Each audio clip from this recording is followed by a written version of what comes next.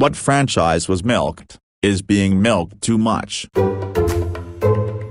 Is it a continuous story and do they grow up? I kinda want to read up on the Land Before Time cinematic universe. 9th movie. The dinos go off to University Fossil U. Sarah stops attending classes and meets up with Rex, a local dropout who is trying to hit it big with his band The Dinosaurs. The gang hold an intervention after she gets hooked on opium, but she does not listen. Runs off to marry Rex, who soon returns the next season and says the kid isn't his and he doesn't know where Sarah is. 12th movie. Littlefoot is working at his granddad's company biting leaves for dinosaurs who can't chew good. It's a dead-end job and not what he wanted to do. He is depressed but can't get any other work. One day he runs into Spike, who he hasn't seen since university. Spike tells him he's voting for the comet in the upcoming elections because the comet is energetic, bright, and doesn't lie like Daddy Tops does. Littlefoot sighs and wishes him the best, hopes to catch up soon.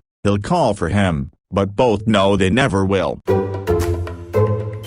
I like to watch it for the train wrecks, but there's so much shit and stupidity I stopped watching pretty quickly. I married a man from another continent. He's Irish, I'm American, and I'm right now in process of moving to his country of residence, Germany. Was actually supposed to fly out today but had to change my flight thanks to not getting my passport renewal in time, so will now be going on the 1st of August. So much of the drama is either bullshit for the cameras or straight up things you should talk about before you even think of dating long distance internationally, let alone get married and plan to move to another country you don't speak the language and just to be with them. It's a fucking nightmare to do if you don't have a partner who will help you with the adjustments. Make sure you're mentally okay. Make sure you have help with the language and legal input. Help you socialize with his friends so you don't feel lonely, etc. It isn't easy, and to be honest, love really isn't enough. You need support and security as well. Seeing some woman marry a gambling addict who wants to borrow thousands from her father, or a 20-something Middle Eastern guy marrying a 50-something lonely woman and them saying it'll work because true love is laughable.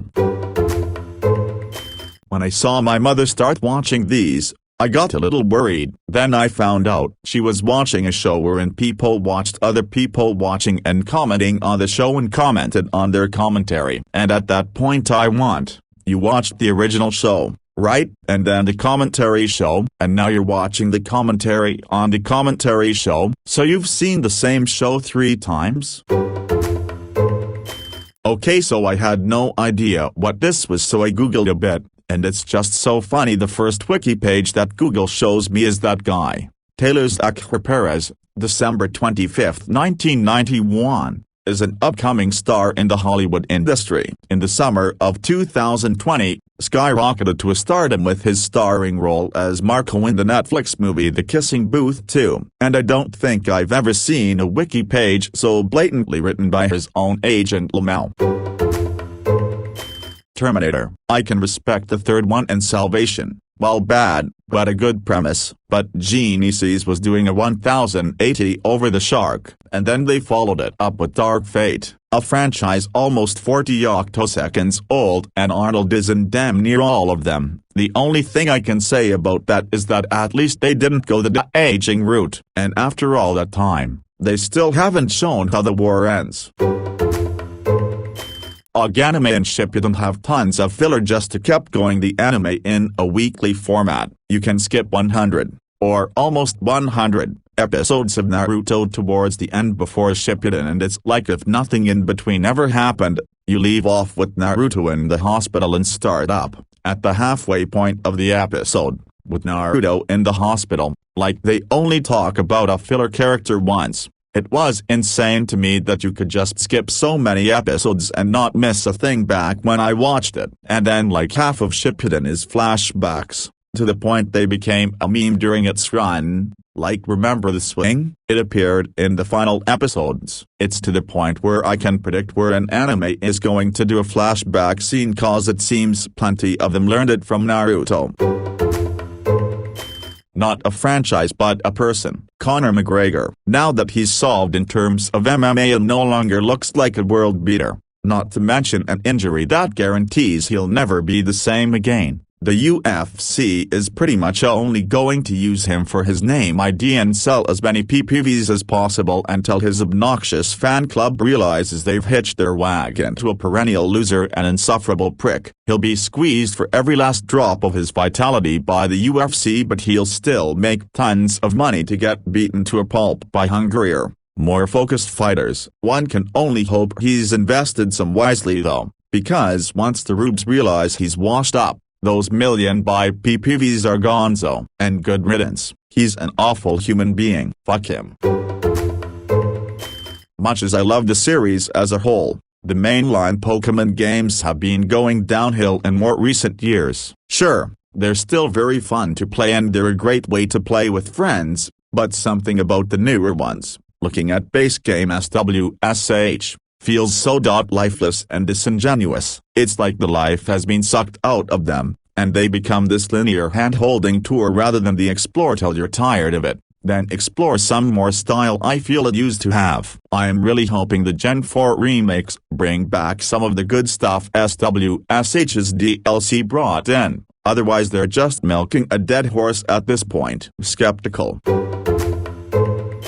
And they become this linear hand-holding tour rather than the explore till you're tired of it, then explore some more style I feel it used to have. I recently watched a YouTube video where the challenge was to catch as many Pokemon as possible without trading before getting each badge, and it was kind of shocking just how open Red, Blue actually are. After the second badge you can actually do the next 4 gyms in any order. Nothing stopping you from facing down Lieutenant Surge with a Dragonite evolved from a Dratini you caught in the Safari Zone. I haven't watched The Simpsons in over a decade, but always saw commercials for new episodes. So one night I was flipping through channels and saw it on, figured I'd watch it and see how the series has progressed. Dear God. It was awful. They took the theory of flanderization and just ran with it. At this point all the characters are just the most distilled versions of themselves. Homer is just a self-centered buffoon. Marge is just a helicopter mom. Lisa is an obnoxious know-it-all. And Bart is a mixture of pranks on millennial buzzwords. The jokes were boring, flat, and ill-timed. The supporting cast were just one-liners that served to move the uninteresting story along. Etc. etc. etc. How is this show still on? Pokemon. The Pokemon Company has been doing very little with the franchise. They'll introduce some neat fixture that begins the process of innovation, but then either drop it completely on the next release, or replace it with an inferior version that everybody immediately hates and then they point at and say, see, you guys obviously don't like this, so we'll just cut it completely. I don't have very high expectations for the upcoming Pokemon games. They might be able to actually do something with the improved power of the Switch, but I'm not holding my breath.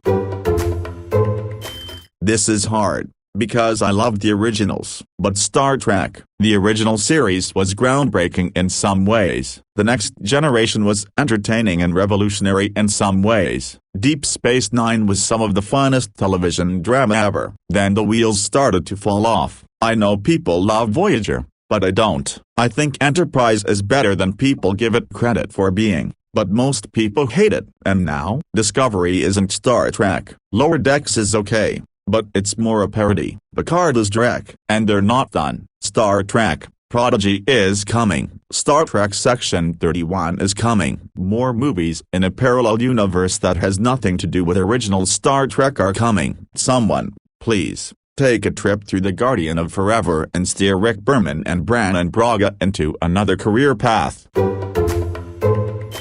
They've run out of ideas. I'd say all of Hollywood is creatively bankrupt. Pretty sad when every coffee shop in SoCal has 2-8 screenplays ready for production, but all Hollywood can do is make superhero movies, remakes of remakes, squeals, and prequels. Every once in a while they will throw $100K at some art house garbage where a maid fucks a fish or some other crap. Whatever happened to the mid-budget movies, the comedy movies, rom-coms, the mid-budget action movies like Three Musketeers or Prince of Thieves, or proper adventure movies? WCW milked the NWO so much that it kinda destroyed the company. If I can use wrestling factions, then I'll pick that. Simpsons got old enough for the characters to be flanderized by the time the movie came out, and then they flanderized some more. SpongeBob, again, crazy flanderization. On the other hand, when Ed, Edd n Eddy started getting a bit old, they went from constant scams across the cul-de-sac to school, because why not? The makers said fuck it, make a good movie and wrap it up. WCW milked the NWO so much that it kinda destroyed the company. If I can use wrestling factions, then I'll pick that. The original NWO should have died by Sting beating Hogan at Starrcade. Alternately, when Luger beat Hogan and they cleaned off the belt, that should have ended it and let heel Hogan go in a different path. But yeah, it got to be so damn tiring after a while. But Bash at the Beach to Starrcade was such an amazing run.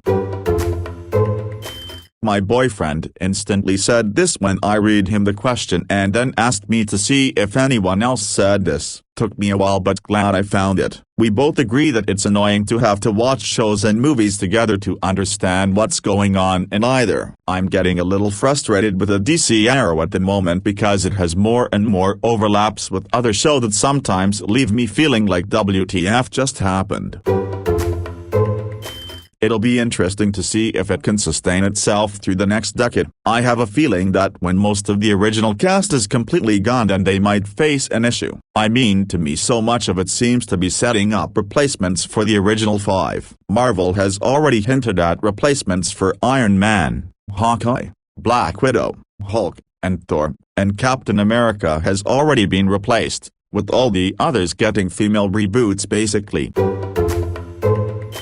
Forced his children to practice in a band that none of them wanted to be in, to help make money at his restaurant, controlled her career in almost every way, controlled her love life, hired a convicted felon to be her fan club manager. She was convicted of embezzlement, the very thing she did to Selena, which Selena confronted her about. That very same convicted felon sticks her hand in the cookie jar, surprised Pikachu face, and is caught red-handed, shoots and kills Selena, refused to save her life by agreeing to a simple blood transfusion, yet she was married and nobody contacted her husband to ask him what to do. Continues to make money off of his dead daughter in every way possible. He was a smart man and I feel like he got away with a whole lot. I have family that know him personally who agree with me. Hope that's enough context. Well, there's more Avengers stories beyond Civil War and the Infinity Stones. They can pull from decades of comics. The plus for them is that the success of the Marvel franchises means the characters are well established in American pop culture. They don't have to keep retelling origin stories, which is what stunted the first round of comic book movies. The studios seemed to think people needed to know or wanted to see how Batman became Batman. They know, or they don't care. They don't need a rationale to accept that there's Batman in this movie. Nobody was saying, oh, his parents ate it after a Zorro movie, and he was raised by the butler. Now I can buy into the Batman concept. But that was the prevailing wisdom. Now, they can just start with superheroes beating the crap out of villains and they don't have to blow a third of the movie on exposition. So the movies are doing a better job of grabbing the audience right away and a better job of selling toys and other merch. Spider-Man was kind of a weird case because of the rights being with Sony, which was contractually obligated, if they wanted to keep the film rights, to keep making Spider-Man movies every 5 years to be exact. https://www.disneyfood.com/2021/01/19/unpacking Spider-Man's complicated history with Disney and Sony. After the Tobey Maguire Spider-Man 3 tanked, they decided to try rebooting it, but then after Disney bought Marvel they negotiated with Sony and agreed it would be better to reboot it again to align with the MCU movies. Somehow we got into the Spider-Verse out of all that, so I'm not complaining. The Fast and the Furious, very first movie of the series, was my favorite one and, in my opinion, the best one. I just recently watched Furious 9 and, spoiler, I thought it was ridiculous in some ways and funny in others. Funny because a small child was left at home for Lord knows how long while they went out on this crazy and dangerous mission. Ridiculous because of a car that they had somehow flown in space and Toretto single-handedly fighting off an entire crew of guys on this catwalk thingy thing. I laughed at most of it. Rarely because something was actually funny but mainly because of the silliness. The ending was the best though when they left that empty chair for Paul.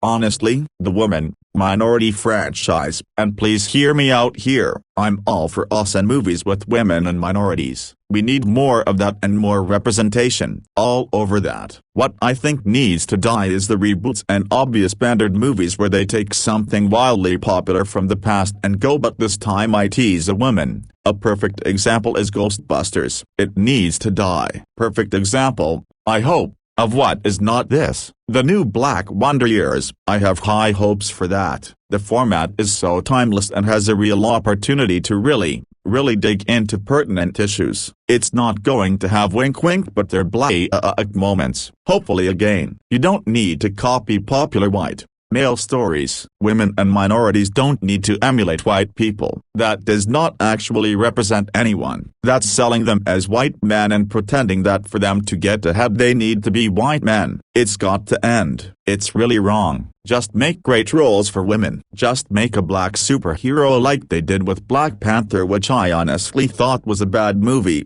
but FFS it was better than doing Black Superman or something.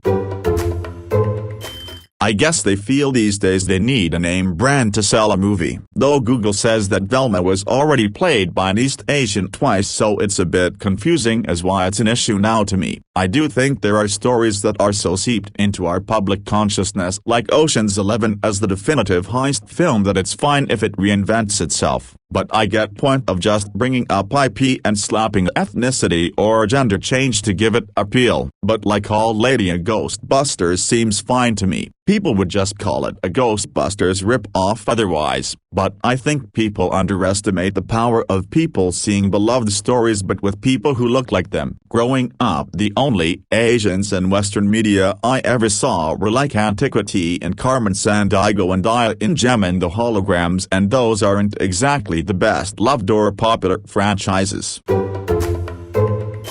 The Total War franchise for PC is getting a bit saturated. All fans want is Medieval 3 but they seem dead set against ever making that. Their focus is on weak little saga games nobody cares about, expensive DLC packs for the bloated beast that is the Warhammer trilogy and remasters of classic games that are somehow worse than the original. Three Kingdoms was pretty good but it was based on a novel and isn't very historical. Troy is also a bit too far-fetched for my tastes. I'd love them to maybe take a year or two off and work on a better and then produce another purely historical game. Medieval 3 or Empire 2 or something historical. Disney live-action remakes, no one asked for them. Make original movies. You are going to use the same amount of resources such as money, CGI and animators to make an original movie as you would do for a remake of another, except for the fact that the original content will be better than the remake bullshit in every way. Give us what the fans want. When was the last time we ever got a 2D animated movie? It's not that hard for you to carry out. You made some bangers such as Snow White, The Little Mermaid, Cinderella and Lion King etc. Just put your money and other resources into making original content instead of remaking shit. But then again, Disney is not the same Disney that we grew up on. It's just nothing but a giant conglomerate that's too big to fail. Scrolled past every comment and couldn't believe I didn't see someone say One Piece. Back in 8th grade I watched 2 episodes.